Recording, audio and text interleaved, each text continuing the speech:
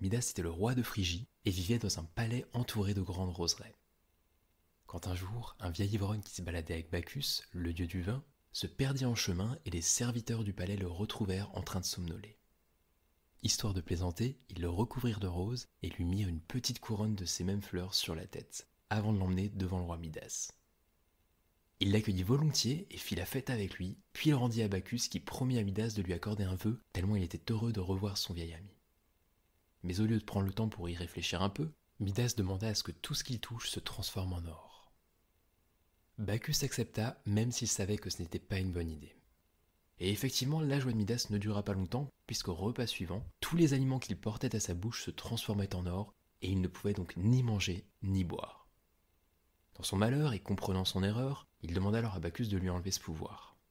Et le dieu du vin lui dit d'aller se baigner dans la source du fleuve qui se nommait le Pactole.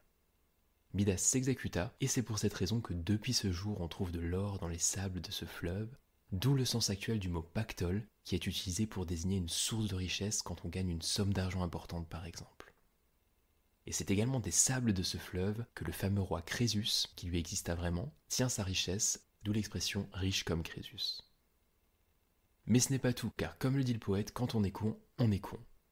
Midas avait un jour été choisi pour arbitrer un concours musical entre Apollon, le dieu de la vérité et merveilleux joueur de lyre, et Marsyas, un satyre compagnon de Dionysos, excellent musicien lui aussi, mais plutôt adepte du pipeau. Un premier arbitre, prudent, désigna le dieu Apollon vainqueur car les mélodies jouées avec sa lyre surpassaient tout le monde. Mais Midas déclara naïvement qu'il préférait les mélodies du satyre Marsyas à celles du dieu Apollon, qui pour le punir, lui donna des oreilles d'âne et déclara qu'il venait simplement de donner à ses oreilles la forme qui leur convenait le mieux, car elles n'avaient pas été capables d'entendre la plus belle des mélodies. Le roi Midas les dissimula comme il le pouvait, mais son coiffeur les remarqua.